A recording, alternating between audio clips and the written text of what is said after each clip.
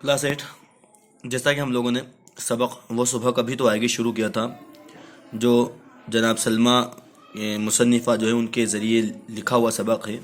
یہ ایک سچی کہانی ہے، اور اس سچی کہانی کے متعلق ہم لوگوں نے جانکاری حاصل کی تھی کہ اس سبق کی تخلیق اصل میں 1984 میں مدھیہ پردیش جو ہندوستان کا ایک صوبہ ہے، اس کی راجدھانی دارالسلطنت بھوپال میں یونین کاربائڈ نام سے ایک گیس تراشدی ہوئی تھی۔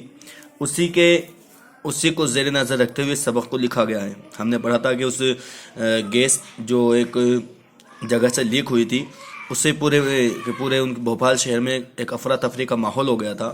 حالات جو تھے وہ اچھے نہ ہو کر کے ایک ڈراؤنی کیفیت طاری ہو گئی تھی۔ لوگ یک بارگی تو ادھر سے ادھر بھاگم دوڑ میں لگے ہوئے تھے، اور کئی جگہ پر حالات اس قدر تھی کہ کچھ لوگ بے ہوش ہو گئے، کچھ لوگوں کو موت کے گھاٹ پر آ جانا پڑا تھا۔ اور پھر ہم نے سبق میں پڑھا تھا کہ سلمہ جو ہے ان کا اپنی زندگی کا پہلا قدم بیماری کی حالت میں ہوتا ہے۔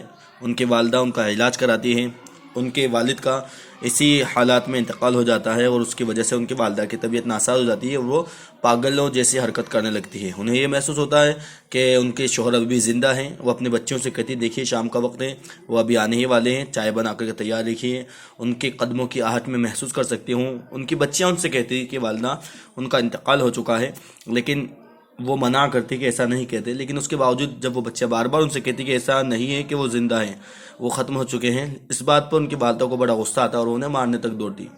ڈاکٹروں نے بھی انہیں یہی جواب دیا کہ اب آپ کو آپ کے والدہ کی جتنا ہو سکے خیریت کیجیے، ان کے ساتھ بھلا کیجیے، انہیں خوش رکھنے کی کوشش کیجیے۔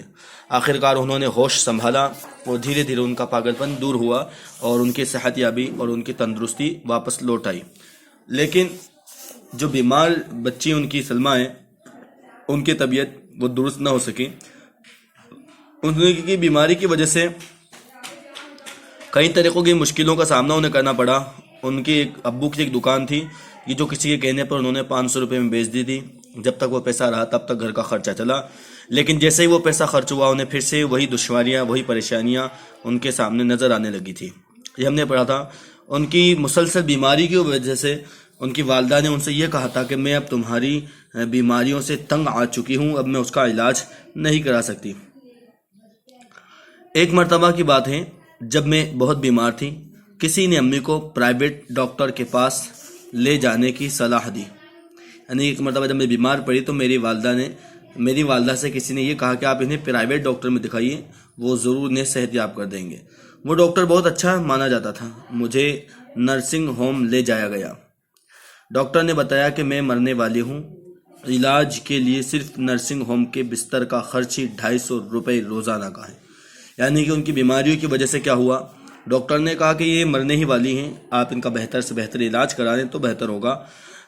اس کے ڈاکٹر کے کلینک کا جو خرچہ تھا وہ روزانہ کا بستروں کا خرچہ صرف اور صرف 250 روپے روزانہ تھا۔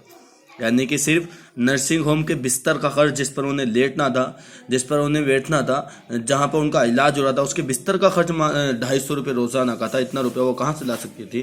علاج کا خرچ الگ، یعنی کہ جو صرف بستر کا بیڈ کا جو چارج ہے وہ تو 250 روپے، اور اس کے علاوہ علاج کا خرچ ہے وہ الگ سے۔ میری امی نے بتایا کہ ہمارے پاس اتنے پیسے نہیں ہیں۔ تب اس نے کہا کہ وہ مجھے گھر لے جائیں۔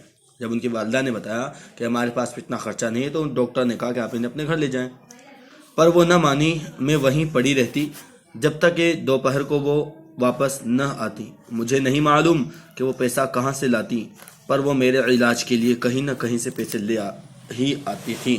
یہ میری والدہ مجھے وہاں پر چھوڑ کر کے چلی جاتی، اور نہ جانے کہاں سے دولت لے کر کے آتی، کسی کے گھر پر کام کرتی، مزدوری کرتی، مشقت کرتی، اللہ بہتر جانے، لیکن پھر بھی میری والدہ مجھے بچانے کے کئی جتن کرتی، کئی کوششیں کرتی، اور آخرکار وہ نہ جانے کہاں سے 2 پیسے لے کر کے وہاں پہنچ جاتی تھی اور میرا علاج کرواتی تھی۔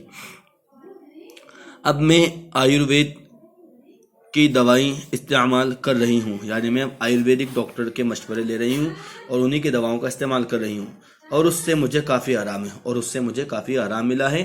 آیورویدک علاج سے مجھے بہتری حاصل ہوئی ہے، شفا ملی ہے۔ میرے پاؤں کے چھالے सूख रहे हैं, यानी मेरे पैरों में जो छाले पड़ जाते हैं वो अब सूख रहे हैं। पसलियों का दर्द चला गया है, पसलियों में जो दर्द होता था वो भी चला गया है। चेहरे की सूजन कम हो गई है, मेरे चेहरे पर और आंखों पर जो बार बार सूजन आ जाती थी वो सूजन भी अब कम हो गई है।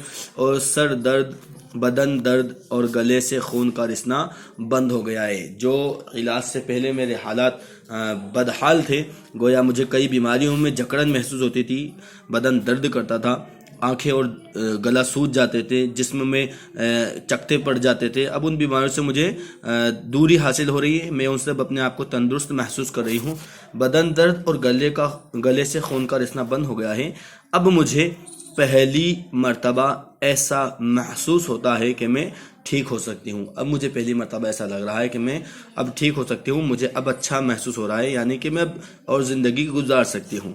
मैं जानती हूँ कि अभी हमें बहुत दूर जाना है, यानी कि मैं अभी जानती हूँ कि अभी हमें बहुत आगे जाना है, बहुत तरक्की करनी है, बहुत कामयाबी के मंजिलों को तय करना है। लेकिन वो कब होगा? जब मैं अपने दिल से जो है वो बुराइयों को ख़त्म करूँगी, अपने दिल से मायूसी को ख़त्म करूँगी, तभी जाकर के ये सब हो पाएगा।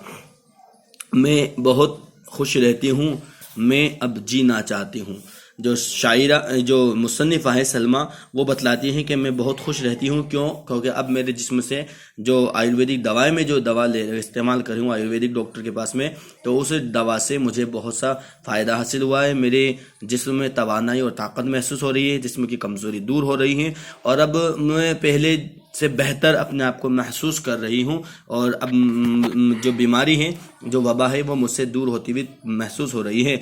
लिहाजा मुझे अब सेहतमंद और ठीक होने के आसार नज़र आ रहे हैं, और मैं जानती हूँ कि मैं अब अच्छा महसूस कर रही हूँ। लेकिन असल बात यह कि मुझे अभी भी बहुत दूर जाना है, मुझे अभी भी तरक्की हासिल करनी है, मुझे इल्म सीखना है। मैं बहुत खुश रहती हूँ, मैं अपने आप को खुश रहने की कोशिश करती हूँ, मैं अब जीना चाहती हूँ। और सलमा ये कहती हैं कि मैं अब फ़कत जीना चाहती हूँ, मुझे अब मायूसी ज़िंदगी गुजारना दुश्वार महसूस होता है। गोया मुझे अब ज़िंदगी में आगे बढ़ना है, तरक्की करनी है।